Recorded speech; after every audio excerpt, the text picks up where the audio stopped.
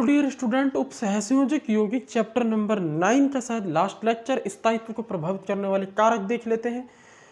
उपसहसंयोजक यौगिकों के स्थायित्व को प्रभावित करने वाले कारक में सबसे पहला जो कारक आता है वो हमारे पास आता है केंद्रीय धातु परमाणु। केंद्रीय धातु परमाणु या आयन पर आवेश। केंद्रीय धातु परमाणु या आयन पर आवेश। ठीक है, ध्यान से सुनना। ये केंद्रीय धातु परमाणु, इस पर आवेश है +H।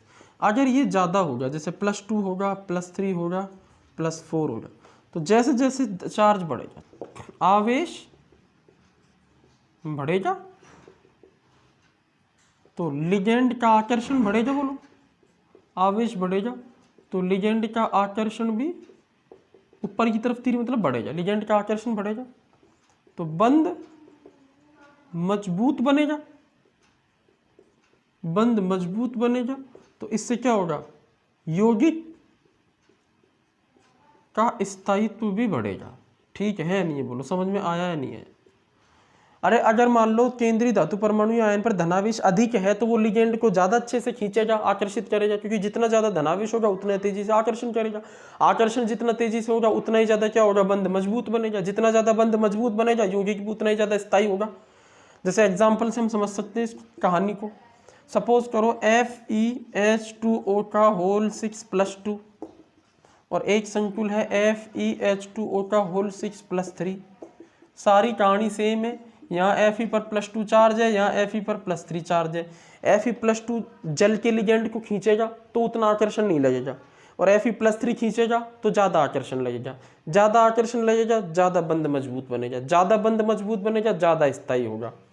ठीक है, ये सेकंड संकुल, ये फर्स्ट संकुल। तो हम लिख सकते हैं सेकंड संकुल ज़्यादा स्थायी होगा फर्स्ट संकुल से। बोलो, कहानी समझ आई या नहीं आई? सीधी सी कहानी है। सेकंड संकुल ज़्यादा स्थायी होगा किससे? फर्स्ट संकुल से। नोट कर लो, बहुत इंपॉर्टेंट बात है। ठीक है, सेकंड चीज़ देख लो, केंद्रीय धातु परमाणु या आयन पर आवेश हो गया। सेकंड चीज़ देखो, लिगेंड की बात करते हैं अपन। किसकी? कि भाई लिगेंड की प्रकृति क्या होनी चाहिए, तो सब जानते हैं। ठीक है, प्रबल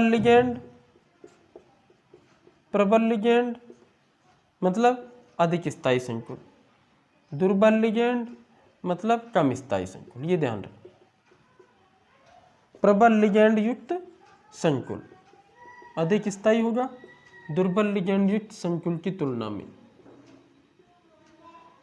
तो इधर क्या हो रहा है, स्थायित्व बढ़ रहा है। वही कहानी है, प्रबल लिगेंड ज्यादा मजबूत बंध बनाता है, दुर्बल लिगेंड कम मजबूत बंध बनाता है। तो प्रबल लिगेंड ज्यादा स्थायी संकुल बनाते हैं। एग्जाम्पल की बात करें, FeH2O का होल 6+2, एक तो ये, एक मैंने लिया FeCN का होल 6-4। देखो दोनों पर Fe पर आवेश निकालो, यहाँ भी +2 आ जाए और यहाँ भी +2 आ जाए, तो आवेश तो सेम है, तो आवेश तो इस चीज़ को प्रभावित कर नहीं रहा। तो इन दोनों में से जो कौन सा स्थायी होगा, उन दोनों को कौन सी चीज़ प्रभावित करे? लिगेंड की प्रकृति। यहाँ जो है प्रबल लिगेंड है, साइनाइड। साइनाइड कैसा लिगेंड है? बोलो, प्रबल। ठीक है, इसलिए ये वाला संकुल ज़्यादा स्थायी होगा, नीचे वाला। ऊपर वाला संकुल उतना स्थायी नहीं होगा।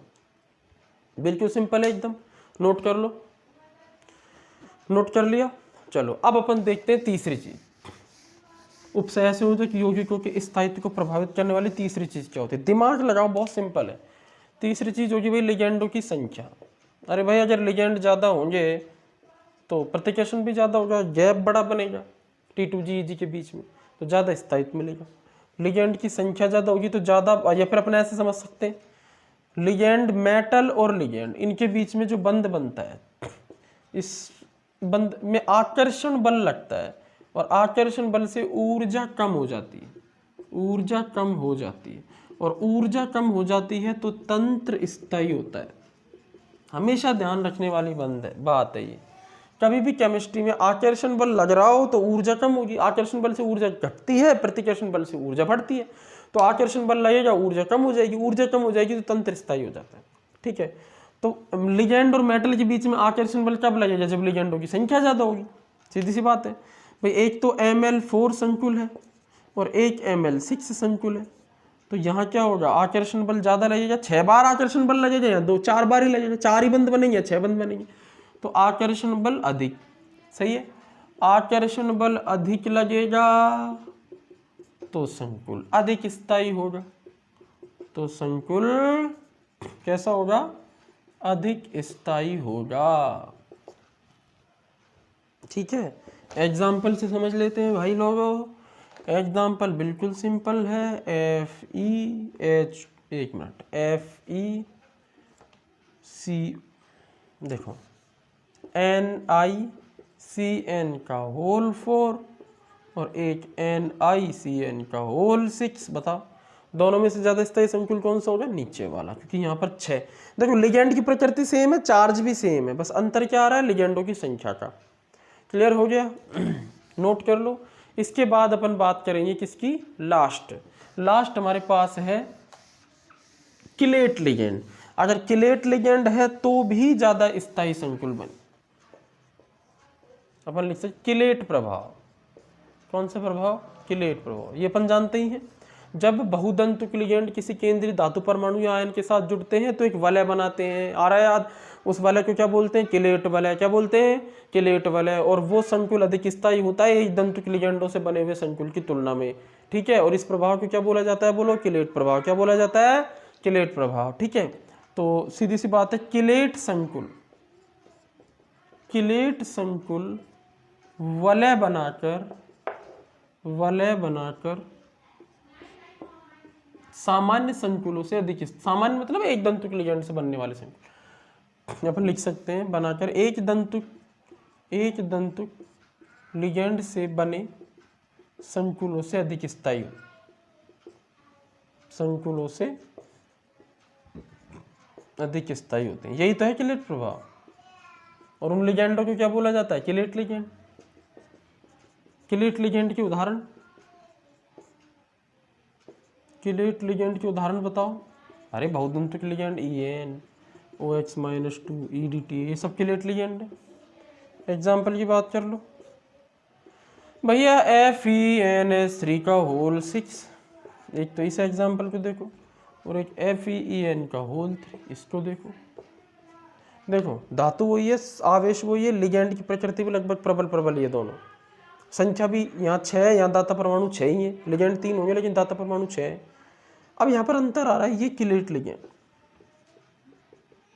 ये कैसा लिगेंड है, किलेट लिगेंड। तो वलय बनेगी तो ये ज्यादा स्थायी, ये फर्स्ट है, ये सेकंड है, तो हम लिखेंगे सेकंड संकुल फर्स्ट से ज्यादा स्थायी, बढ़ता स्थायी। क्या लिखेंगे, बढ़ता स्थायी। नोट कर लो। तो इस तरह से 4 चीजें हैं जो सहसंयोजक यौगिकों के स्थायित्व को प्रभावित करती हैं। अब अपन देखते हैं एक बहुत ही इंपॉर्टेंट टॉपिक, और वो है पश्चबंधन, पाई पश्चबंधन। ये क्या चीज आ गई, बहुत सरल है। पाई पश्चबंधन क्या है, देखो हमेशा ध्यान रखना, पाई पश्चबंधन धातु कार्बोनिल संकुलों में ही दिखाई देता है। यह धातु कार्बोनिल संकुलों में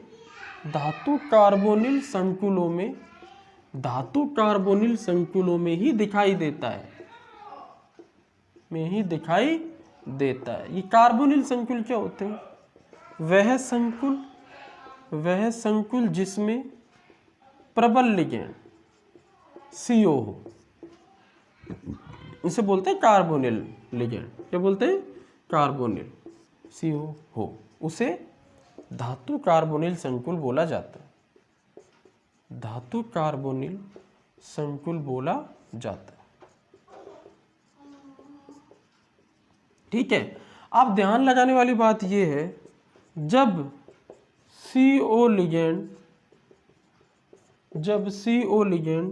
धातु के साथ सिग्मा बंध बनाता है, पहले तो CO लिगेंड ही बनाएगा ना, धातु के साथ सिग्मा बंध बनाता है, तो यह इलेक्ट्रॉन युग्म, कौन, CO, यह इलेक्ट्रॉन युग्म अपने भरे कक्षक से धातु के रिक्त कक्षक में दे देता है, धातु के रिक्त कक्षक में देता है। अरे लिगेंड क्या करता है, अपने भरे कक्षक से इलेक्ट्रॉन को धातु के रिक्त कक्षक में दे देकर सिग्मा बंध बना लेता है। ठीक है, रिक्त कक्षक में देता है, जिससे इलेक्ट्रॉन घनत्व m यानी धातु पर बढ़ जाता है, धातु पर बढ़ जाता है। ठीक है भाई, तो अब धातु को आता है गुस्सा, तो उसमें वो वापस उसका रेस्पॉन्स देता है। अब धातु अपने भरे, क्योंकि धातु के पास भी तो भरे कक्षक है, जरूरी थोड़ी सारे खाली। धातु खाली में ले लिया लिगेंड से, अब भरे से देगा। अब धातु अपने भरे कक्षक से एम यानी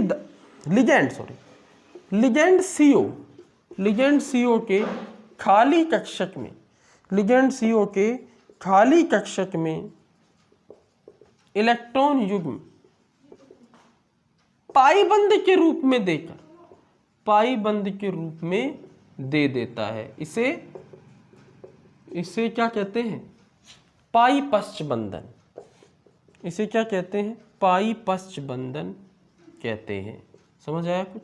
यानी CO लिगेंड क्या करता है, पहले अपने भरे कक्षक से इलेक्ट्रॉन धातु के खाली कक्षक में देता है, धातु का इलेक्ट्रॉन घनत्व बढ़ जाता है। हम ये जानते हैं कि धातु पर इलेक्ट्रॉन घनत्व बढ़ेगा तो ऋणावेश आएगा, कभी भी धातु पर ऋणावेश आता नहीं, हमेशा धनावेश आता है। तो वो क्या करता है, तुरंत अपने जो बढ़े हुए इलेक्ट्रॉन घनत्व है उसको वापस से अपने भरे कक्षक से इलेक्ट्रॉन को वापस खाली कक्षक में उंडल देता है, धातु के खाली कक्षक में दे देता है पाई बंध के रूप में। यानी आगे पहले सिग्मा बनता है फिर पाई बनता है, इसे बोलते हैं अपन पाई पश्च बंधन। ये पॉइंट नोट कर लो। फिर इसका देखो चित्र बनाते हैं हम पाई पश्च बंधन को किस तरह से दर्शा सकते हैं, उस कहानी को आप और समझ लो। देखो ये हम इस तरह से इसको दिखा सकते हैं, ये M है और ये CO है। पहले ये सिग्मा बंध बनाएगा, उसके बाद पीछे ये पाई बंध बना देगा। पहले तो ऐसे समझो, ठीक है। ये है पाई, इसे अपन क्या बोलते हैं, पाई पश्च बंधन। इसे अपन क्या बोलते हैं, ये MCO में ही होता है सिर्फ, ठीक है भाई। पश्च बंधन तभी तो बने जब इसके पास भरे कक्षक हो और इसके पास खाली भी तो होनी चाहिए लेने के लिए। भाई सभी लिगेंडों के पास भरे तो होते ही हैं, तो सिग्मा बंध तो सारे लिगेंड बनाते हैं, चाहे H2 हो, चाहे दुर्बल हो, चाहे प्रबल हो। लेकिन CO के साथ खाली के साथ भरे के साथ साथ खाली भी होता है, तो मेटल उसके खाली कक्षक में इलेक्ट्रॉन दे देता है, इसलिए पश्च बंधन बन जाता है। एग्जाम्पल देखो इसका। एग्जाम्पल अपन देखते हैं FeCO5, ये एग्जाम्पल हो गया, ठीक है। तो अब अपन क्या कर रहे हैं, इस एग्जाम्पल को यहाँ पर बनाने की कोशिश करते हैं। तो एग्जाम्पल यहाँ देख लेते हैं अपन, इधर लिख देता हूँ मैं FeCO5, ठीक है। सपोज करो यहाँ पर +2 चार्ज, ये कोई चार्ज नहीं, ठीक है।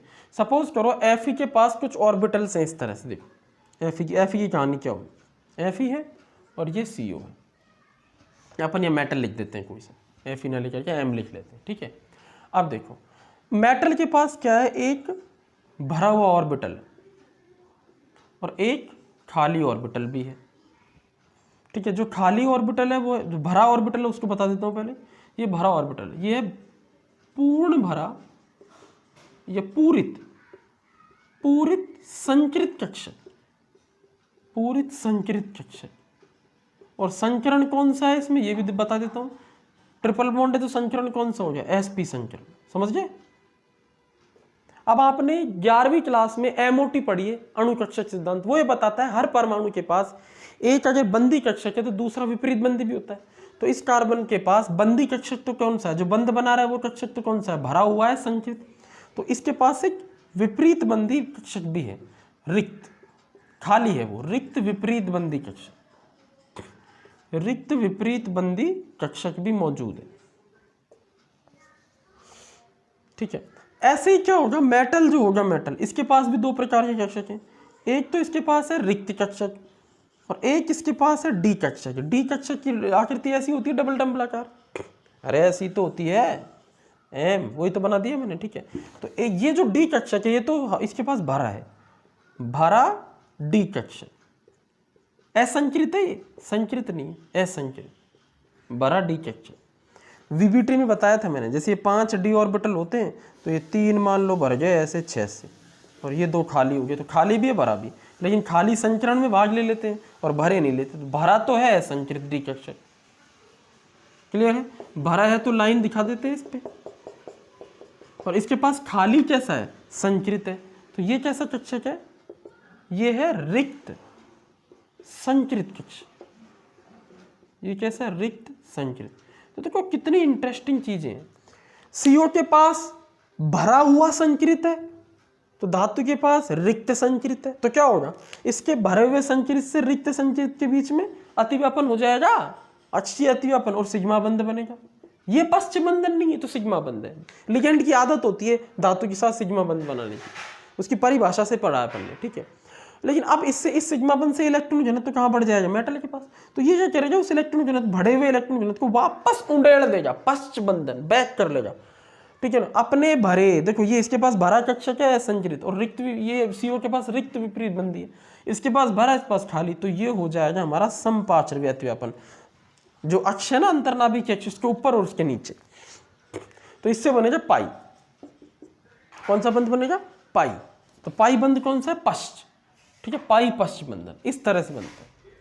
तो सिग्मा बंध किस किस के बीच में बन रहा है बताओ, लिगेंड के भरे और धातु के खाली के बीच में।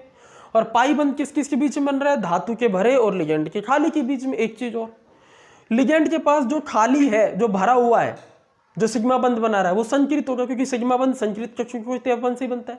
तो यहाँ ये संचरित है, ये भी संचरित है, और पाई बंध असंचरित से बन रहा है, ये भी असंचरित है, ये भी असंचरित है। ये कहानी और याद रखनी है। तो इसे अपन क्या बोलते हैं, पाई पश्च बंधन, ठीक है। अब एक लास्ट चीज और देख लेते हैं, और वह है उपसहसंयोजक यौगिकों के उपयोग या अनुप्रयोग क्या होते हैं। सिंपल सा है।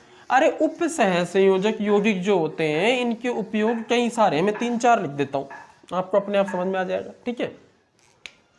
देखो उपसहसंयोजक यौगिकों के अगर उपयोगों की बात करें, उपसहसंयोजक यौगिकों के अनुप्रयोग, उपसहसंयोजक यौगिकों के अगर अनुप्रयोगों की अपन बात करें, क्या उपयोग है, तो इसमें जो पहला उपयोग आता है वो है कैंसर के इलाज में।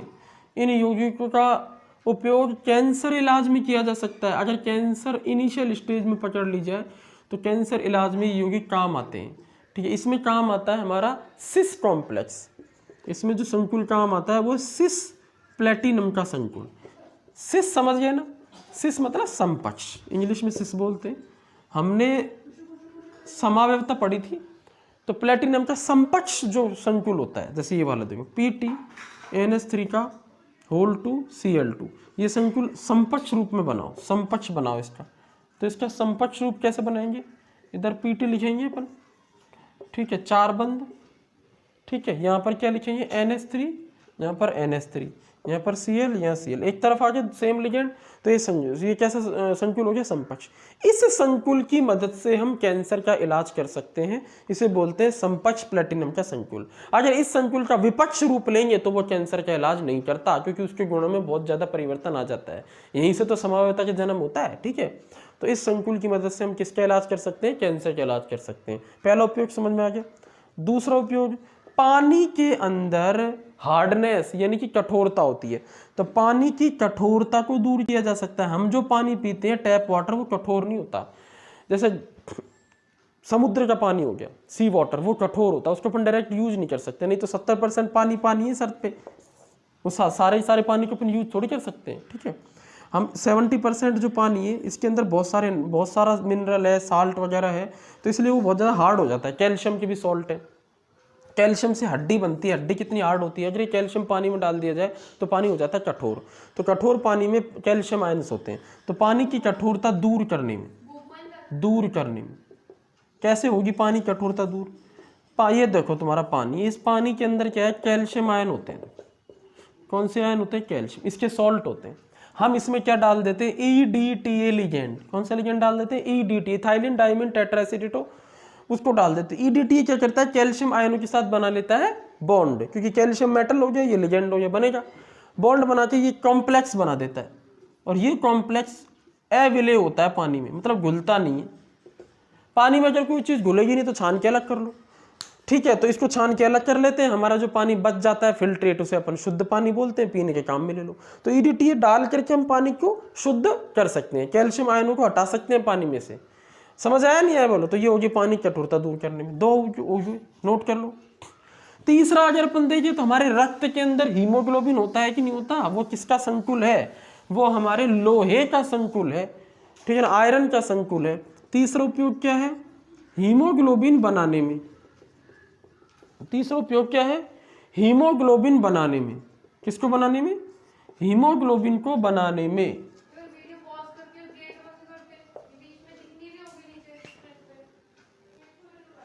तो हीमोग्लोबिन को किस तरह बनाने में काम आता है? देखो हीमोग्लोबिन क्या होता है? आयरन Fe का संकुल। हीमोग्लोबिन Fe का संकुल होता है, यह Fe का संकुल होता है तथा रक्त बनाता है। इतना ध्यान रख, रक्त बनाता है। और एक चीज, हीमोग्लोबिन के दो भाग होते हैं। हीमोग्लोबिन के कितने भाग होते हैं? हीमोग्लोबिन के दो भाग होते हैं। एक को बोलते हैं हीम और एक हीम समूह, हीम समूह, ठीक है। और एक को बोलते हैं globin protein, globin protein. Haem समूह होता है Fe का संकुल। इसमें लिगेंड एक पोरफायरिन वाले होती है, उसके बारे में ज्यादा मत जानो। Fe का किलेट संकुल होता है, एक तरह से किलेट संकुल होता है, वलय बनती है चारों तरफ। ये Fe इसके चारों तरफ ऐसे 4 नाइट्रोजन की वलय होती है, ठीक है। Fe का संकुल होता है हीम समूह, ठीक है। तो ये हीमोग्लोबिन इससे बन रहा है, क्लियर है। और लास्ट यूज है क्लोरोफिल में। मैग्नीशियम का संकुल होता है क्लोरोफिल, नोट कर लिया। मैग्नीशियम का संकुल क्लोरोफिल बनाने में भी इसका उपयोग होता है। हम सबसे ऐसे होते हैं क्लोरोफिल, क्लोरोफिल बनाने में। क्लोरोफिल किसका संकुल होता है? ये होता है संकुल मैग्नीशियम का, ठीक है। इन मैग्नीशियम जो होता है, मैग्नीशियम का जो संकुल होता है वो क्लोरोफिल होता है। इसकी वजह से हरा रंग, सब जानते हैं पेड़ पौधों का कैसा रंग होता है, इसकी वजह से हरा रंग। और हीमोग्लोबिन की वजह से इंसानों में रक्त का रंग लाल, पेड़ पौधों में पेड़ का रंग, पत्तियों का रंग हरा। तो संकुल बहुत महत्वपूर्ण है। कैल्शियम आयनों को दूर करके जो कठोरता है उसको दूर कर दिया हमने, EDTA डाल दिया, संकुल बन गया। सिस प्लेटिनम संकुल है, वो कैंसर को दूर इलाज करने में काम आता है, सिस वाला है समपक्ष वाला। तो इस तरह से ये चैप्टर से जो कि खत्म हुआ। इसके बाद अपन नया चैप्टर स्टार्ट करेंगे, ठोस अवस्था, चैप्टर नंबर 1। बहुत इंटरेस्टिंग चैप्टर है, क्लियर है।